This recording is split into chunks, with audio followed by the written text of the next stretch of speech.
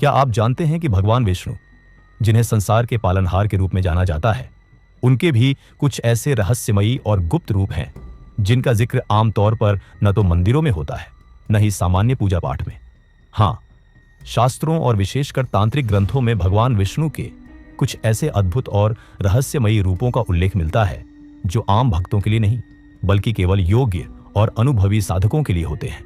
इन रूपों की साधना अत्यंत गोपनीय मानी जाती है और इन्हें केवल गूढ़ तांत्रिक विधियों से ही सिद्ध किया जा सकता है। इन रहस्यमयी रूपों को उग्र या तामसिक कहा जाता है और ये सामान्यतः भगवान विष्णु की रक्षा या विनाशकारी शक्तियों से जुड़े होते हैं, जैसे नरसिंह तंत्र के उग्र रूप या योग निद्रा विष्णु। इन रूपों की साधना में अनुशासन, संयम और गहरा तात्विक ज्ञान अनिवार्य होता है, क्योंकि ये साधनाएं अगर विधिपूर्वक न की जाएं तो साधक को मानसिक, शारीरिक या आध्यात्मिक हानि भी हो सकती है। ये वीडियो हमारी सीरीज देवी देवताओं के वर्जित रूप का तीसरा भाग है। इससे पहले हमने भगवान शिव और मां काली के वर्जित रूपों पर चर्चा की थी। अगर आपने वो वीडियो नहीं देखा है तो आप हमारी प्लेलिस्ट में जाकर देख सकते हैं। डिस्क्लेमर: यह वीडियो केवल शैक्षणिक और सांस्कृतिक जानकारी देने के लिए बनाया गया है। इसमें दी गई जानकारी ग्रंथों और जनमान्यताओं पर आधारित है। बिना योग्य गुरु और मार्गदर्शन के किसी भी तांत्रिक साधना की सिफारिश नहीं की जाती। तो अब जानते हैं भगवान विष्णु के उन 10 रहस्यमयी रूपों के बारे में जिनका जिक्र आमतौर पर नहीं किया जाता, लेकिन जो तंत्र, साधना और गूढ़ शास्त्रों में अत्यंत शक्तिशाली माने जाते हैं। इनमें से हर एक रूप न केवल एक विशिष्ट शक्ति का प्रतिनिधित्व करता है, बल्कि साधक के भीतर छिपी चेतना को जगाने की कुंजी भी होता है। रक्त हयग्रीव, तामसिक और उग्र रूप। हयग्रीव वैसे तो ज्ञान और बुद्धि के देवता माने जाते हैं, लेकिन रक्त हयग्रीव उनका एक अत्यंत उग्र और तामसिक रूप है, जिसका उल्लेख मुख्यतः तांत्रिक ग्रंथों में मिलता है। इस रूप में भगवान विष्णु ने राक्षसी और आसुरी शक्तियों का नाश किया था, जो सामान्य साधनाओं से परे थी। रक्तवर्ण शरीर, ज्वलंत नेत्र और हय घोड़े के मुख वाले इस स्वरूप में भगवान की ऊर्जा इतनी प्रचंड मानी जाती है कि इसकी साधना केवल उच्च कोटि के तांत्रिक साधकों द्वारा ही की जाती है। यह रूप ब्रह्मांडीय ज्ञान को राक्षसी अंधकार से मुक्त करने का प्रतीक है, लेकिन इसकी साधना में की गई कोई भी चूक साधक के लिए अत्यंत घातक सिद्ध हो सकती है। इसलिए यह रूप सामान्य भक्ति मार्ग से अलग है और इसे गोपनीय तांत्रिक साधनाओं में रखा गया है। वीर नरसिंह, उग्रता की चरम सीमा। भगवान नरसिंह का यह स्वरूप उस क्षण का प्रतीक है जब उन्होंने हिरण्यकश्यप का वध कर दिया था, लेकिन उनका क्रोध तब भी शांत नहीं हुआ था। यह रूप इतना विकराल था कि देवताओं ने भी उनसे विनती की, लेकिन कोई उन्हें शांत नहीं कर पाया। अंततः केवल प्रहलाद की प्रार्थना और माता लक्ष्मी के स्पर्श से वे शांत हुए। वीर नरसिंह या उग्र नरसिंह का वर्णन कई पुराणों और तांत्रिक ग्रंथों में मिलता है। इसमें भगवान का शरीर तप्त अग्नि के समान दीप्तिमान होता है, आंखें क्रोध से लाल और मुख से निकलती ज्वाला। यह रूप केवल संहार के लिए था। इस रूप की तांत्रिक साधना अत्यंत कठिन, रहस्यमयी और खतरनाक मानी जाती है। इसे केवल वही साधक कर सकते हैं जिनका मन पूरी तरह नियंत्रण में हो और जो तंत्र मार्ग की गहराइयों को समझते हो। यह साधना भौतिक शक्तियों से लेकर आध्यात्मिक रक्षा तक अनेक रहस्यमयी फल देती है, लेकिन इसमें जरा सी भी चूक विनाशकारी हो सकती है। मोह विष्णु, माया और भ्रम के स्वामी। यह रूप भगवान विष्णु के मोहिनी अवतार से जुड़ा हुआ है, लेकिन इससे भी आगे बढ़कर यह उस अवस्था का प्रतीक है जब भगवान स्वयं भ्रम और माया के अधिपति के रूप में प्रकट होते हैं। मोहा यानी मोह, भ्रम और आकर्षण की वह शक्ति जो चेतना को ढंग देती है। और जब भगवान विष्णु इस रूप में आते हैं तो वह माया के स्रोत बन जाते हैं।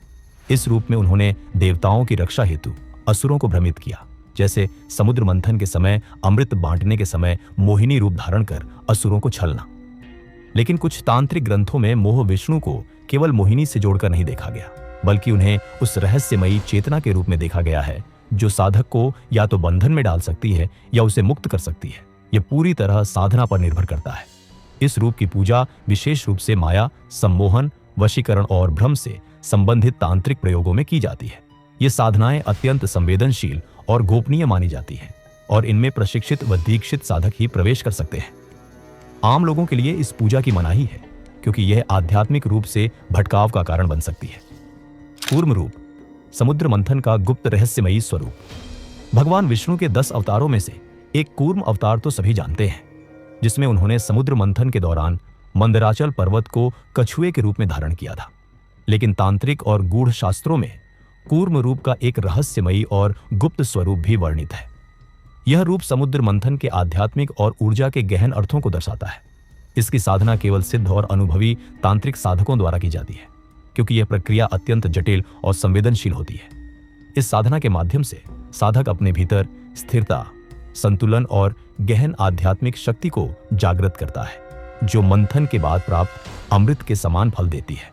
इसलिए यह साधना सामान्य जनों के लिए वर्जित मानी गई है। जल विष्णु, जल तत्व की गूढ़ साधना। यह रूप भगवान विष्णु के उन रहस्यमयी स्वरूपों में से एक है जो जल तत्व की गूढ़ और तांत्रिक शक्तियों से जुड़ा हुआ है। इसे वरुण स्वरूप भी कहा जाता है, क्योंकि यह जल के तत्व के नियंत्रण और साधना का प्रतीक है। इस रूप में विष्णु की ऊर्जा जल के रूप में प्रकट होती है, जो जीवन का आधार होने के साथ साथ असीमित रहस्यों और शक्तियों का स्रोत भी है। तांत्रिक ग्रंथों में जल की साधना अत्यंत संवेदनशील और खतरनाक मानी जाती है, क्योंकि जल तत्व में स्थिरता के साथ साथ परिवर्तनशीलता भी बहुत अधिक होती है। जल विष्णु की साधना में विशेष मंत्र, यंत्र और क्रियाओं का पालन होता है, जिनमें साधक को गहरी मानसिक एकाग्रता, अनुशासन और तांत्रिक नियमों का कठोर पालन करना होता है। इस साधना के दौरान सावधानी न बरती जाए तो साधक को आध्यात्मिक और भौतिक दोनों प्रकार की गंभीर बाधाओं का सामना करना पड़ सकता है। इसलिए यह साधना सामान्य जनों के लिए वर्जित मानी जाती है। शेष विष्णु, अनंतशाही रूप का गुप्त और गहन स्वरूप। भगवान विष्णु का अनंतशाही रूप तो सभी जानते हैं, जिसमें वे अनंत शेषनाग पर शयन करते हैं। लेकिन तांत्रिक और गूढ़ साधनाओं में शेष विष्णु नामक एक गुप्त और अत्यंत गहन ध्यान स्वरूप का वर्णन मिलता है। यह रूप विष्णु की अनंतता, स्थिरता और निरंतरता का प्रतीक है, जो अनंत शेष नाग की कुंडलिनी शक्ति के साथ मिलकर ब्रह्मांडीय चेतना को धारण करता है। इस रूप की साधना मानसिक और आध्यात्मिक दोनों ही स्तरों पर अत्यंत गहन होती है, जो साधक के मन में स्थिरता और शांति लाने के साथ साथ उसे ब्रह्मांडीय चेतना से जोड़ती है। हालांकि यह साधना बहुत जटिल और भारी होती है और इसके प्रभाव से साधक मानसिक रूप से अत्यंत प्रभावित हो सकता है। इसलिए इसे केवल उच्च कोटि के साधक और अनुभवी तांत्रिक ही करते हैं। साधना में अनुशासन और संयम का विशेष ध्यान रखना आवश्यक है, क्योंकि अनियंत्रित साधना से मानसिक असंतुलन हो सकता है। वामाचारी विष्णु, वाम मार्गी तंत्रों का रहस्यमय स्वरूप। वाम मार्गी तंत्र साधनाओं में भगवान विष्णु का एक विशेष और गुप्त स्वरूप वर्णित है, जिसे वामाचारी विष्णु कहा जाता है। यह रूप पारंपरिक वैदिक और सांप्रदायिक मान्यताओं से अलग और कभी कभी विरोधाभासी माना जाता है। वाम मार्ग की साधना में अत्यंत अनुशासन, गहन मानसिक और शारीरिक नियंत्रण की आवश्यकता होती है। यह साधना अक्सर सामाजिक और धार्मिक नियमों से परे जाकर गूढ़ आध्यात्मिक सिद्धियों की प्राप्ति के लिए की जाती है। वामाचारी विष्णु की साधना वर्जित इसलिए मानी जाती है क्योंकि इसमें तांत्रिक अनुष्ठान और व्यवहार होते हैं, जो आम धार्मिक विचारधाराओं के विरुद्ध होते हैं। ये साधनाएं केवल विशेष दीक्षित और अनुभवी साधकों को ही सिखाई जाती हैं, जो पूर्ण आत्मनियंत्रण और गहन आध्यात्मिक जागरूकता रखते हैं। कालाग्नि विष्णु, प्रलय के अग्नि रूप में भगवान का स्वरूप। कालाग्नि विष्णु वह दिव्य और अत्यंत शक्तिशाली स्वरूप है, जिसमें भगवान विष्णु प्रलय के अंतिम समय में प्रकट होते हैं। यह रूप समय, काल और अग्नि दोनों का प्रतीक है, जो संहार और पुनर्निर्माण की ऊर्जा का स्रोत होता है। इस रूप में भगवान विष्णु पूरी सृष्टि का संहार कर नए सृजन के लिए मार्ग प्रशस्त करते हैं। तांत्रिक ग्रंथों में कालाग्नि विष्णु की साधना को प्रलय के गूढ़ रहस्यों और ऊर्जा के साथ जोड़ा गया है। इस साधना में अत्यंत उच्च कोटि की चेतना और अनुशासन की आवश्यकता होती है। यह साधना केवल उन तांत्रिक साधकों के लिए खुलती है जो अपने आध्यात्मिक विकास के चरम पर पहुंच चुके हों और जिनमें इस प्रलयकारी ऊर्जा को संभालने का सामर्थ्य हो। इसके बिना साधक इस स्वरूप की ऊर्जा से अभिभूत या हानि भी पहुंचा सकता है। चक्रधर विष्णु, क्रोधी और तामसिक चक्र रूप। कुछ प्राचीन ग्रंथों में भगवान विष्णु के प्रसिद्ध सुदर्शन चक्र का एक तामसिक और स्वायत्त रूप वर्णित है, जिसे चक्रधर विष्णु कहा जाता है। यह रूप अत्यंत क्रोधित और उग्र होता है, जिसकी ऊर्जा स्वयं जागृत होकर नियंत्रित करना बेहद खतरनाक माना जाता है। इस चक्र की साधना बिना गहन अनुशासन और अनुभव के करना भारी संकट पैदा कर सकती है, क्योंकि इसका प्रकोप साधक और आसपास के वातावरण दोनों के लिए विनाशकारी हो सकता है। इसलिए यह साधना केवल उच्च योग्यता वाले तांत्रिक साधकों को ही सिखाई जाती है और आम लोगों के लिए पूरी तरह वर्जित है। अंतरिक्ष विष्णु, समय, अंतरिक्ष और ब्रह्मांडीय शक्तियों के नियंत्रक। अंतरिक्ष विष्णु भगवान विष्णु का वह रहस्यमयी और दिव्य स्वरूप है जो ब्रह्मांड के तीन मुख्य आयामों समय, अंतरिक्ष और ऊर्जा को नियंत्रित करता है। इस रूप में विष्णु संपूर्ण सृष्टि की संरचना, गति और परिवर्तन के मूल कारण के रूप में प्रतिष्ठित है। तांत्रिक और गूढ़ ग्रंथों में इस स्वरूप की साधना अत्यंत जटिल और रहस्यमयी मानी जाती है। इसमें समय की धाराओं को समझना, अंतरिक्ष की सीमाओं से परे जाना और ब्रह्मांडीय शक्तियों के साथ सामंजस्य बैठाना शामिल होता है। इस साधना को करने के लिए गहन ध्यान, उच्च आध्यात्मिक जागरूकता और योग्य गुरु का निर्देशन अनिवार्य है, क्योंकि इसका गलत प्रयोग या अधूरा ज्ञान साधक के लिए गंभीर मानसिक और आध्यात्मिक संकट ला सकता है।